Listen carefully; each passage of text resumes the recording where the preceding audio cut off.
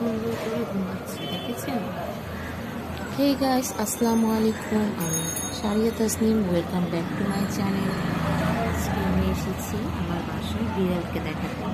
দেখুন, এখন 10টা বাজে, 10টার বেশি বাজে, তারপরও বিড়ালটা ঘুমাচ্ছে। অনেক মজা পায় আমাদের এখানে। এই যে খাবার দেওয়া হয়েছিল, দেখুন কী অবস্থা করেছে বারিন্দা। দেখুন